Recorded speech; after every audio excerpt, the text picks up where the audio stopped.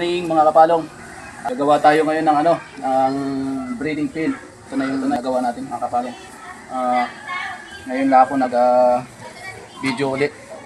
Papakita ko lang sa inyo yung ginagawa kong breeding pen para sa ating mga alaga na mga manok.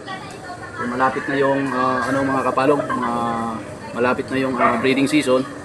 So kailangan magawa na natin to para makapag-umpisa na tayo.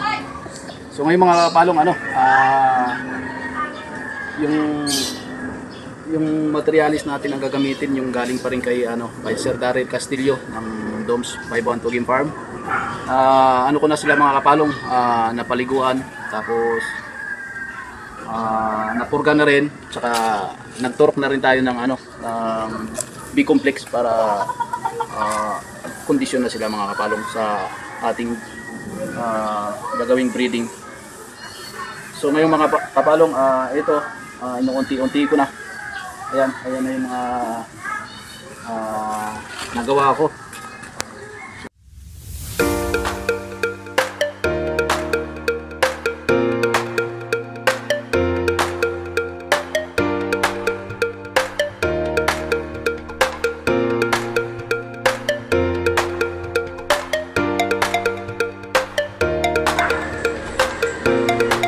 Wala nang to mga kapalong, wala nang spala-spala.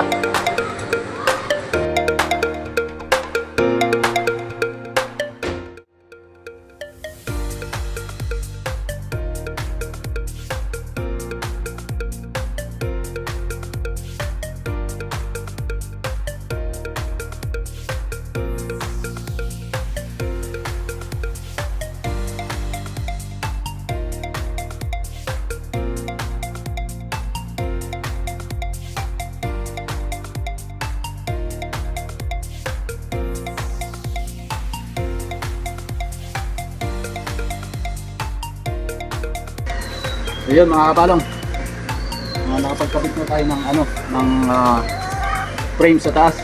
So yan, paikot yan mga kapalong. Lalagyan natin ng frame para pagkakabitan ng steel matting.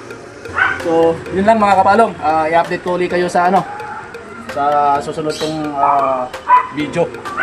Papakita ko yung sa susunod kong video mga kapalong, papakita ko sa inyo yung mga alaga natin na i-breed. So yun lang mga kapalong, thank you.